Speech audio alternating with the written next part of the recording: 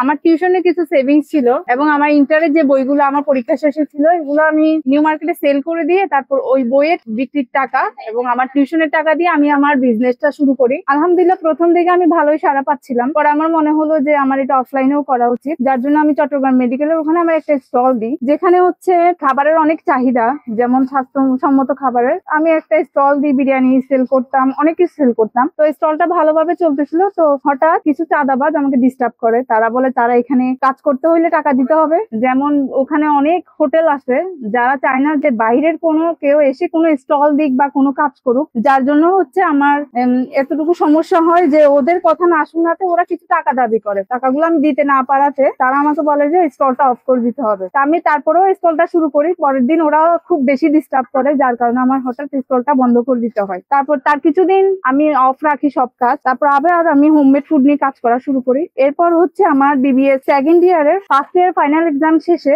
আমি চিন্তা করি যে আমার একটা অফলাইনে আবার কিছু একটা করা উচিত। কমার্স কলেজে একটা ক্যান্টিন নিই আমাদের প্রিন্সিপাল স্যারের অনুমতি নিয়ে। ক্যান্টিনটা খুব ভালোই যাচ্ছিল এবং ক্যান্টিনের আমার যারা আছে সিনিয়র জুনিয়র সবাই খুব প্রশংসা করতেছিল আমার নাস্তা বানানো, হাতে বানানো সব নাস্তা, যেহেতু আমি ফ্রেশ বানিয়ে দিতাম হোমমেড, যার জন্য সবাই খুব পছন্দ করতো। তারপর জুলাই আন্দোলন শেষে আমাদের প্রিন্সিপাল চেঞ্জ হয়, কলেজের অনেক নিয়ম কানুন চেঞ্জ হয়, যার জন্য আমার ক্যান্টিনের জন্য পুনরায় পারমিশন নিতে অনেক কষ্ট হয়ে যায়। এরপর হচ্ছে আমি চিন্তা করি আমার ছোট ভাই আছে যে হচ্ছে এসএসসি স্টুডেন্ট, সে বলে যে আপু এবার আমি তোমার সাথে কিছু করব, যার জন্য আমরা দুইজন যে টিউশন করে তারপর হচ্ছে বিভিন্ন কাজ করে যে টাকাগুলো আমরা সেভিংস করছিলাম ওগুলো আমরা একসাথে করে এই ফুড কার্টটা দিই, যেটার নাম হচ্ছে দাওয়াতে মারিয়াম। এই ফুড কার্টটা দেওয়ার পরে আমরা খুব ভালো সাড়া পাই, এখানে সবাই খুব পছন্দ করতো, যেহেতু আমাদের হোমমেড ফুড আমরা সবকিছু মেনটেন করে কাজ করতাম। তারপর একদিন হঠাৎ একজন মহিলা দাবি করে যে জায়গাটা তার, যেটা হচ্ছে আগ্রাবাদ জাদুঘরের অপোজিটে চিনি শিল্প ভবনের সামনে জায়গাগুলো যেগুলো রোড সাইডে, এখানে অনেকগুলো স্টল আছে যেগুলা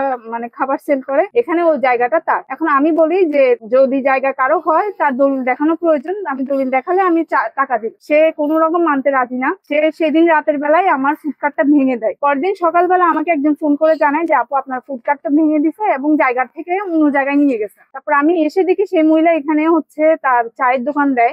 আমার খুবই খারাপ লাগে। পরে আমি আমার হচ্ছে কলেজের ভাইয়াদেরকে জানাই, আমি আমার আশেপাশে যারা আমার পরিচিত ছিল ভাইয়াদেরকে জানাই, ভাইয়ারা অনেক হেল্প করে এবং পুলিশ আসে, পরে এটা সমাধান করার পর আমরা পুনরাবর্তিতে এই ফুড কার্টটা আবার ঠিক করে আমি ফুড কার্টটার কাজ শুরু করি। এখন আলহামদুলিল্লাহ আমি আমার ভাই, ছোট ভাই সাব্বির, আমরা দুইজন মিলে এই কাজগুলো করতেছি এবং সবার খুবই প্রশংসা পাচ্ছি, সবাই খুবই আমাদেরকে অনুপ্রেরণা দিচ্ছে।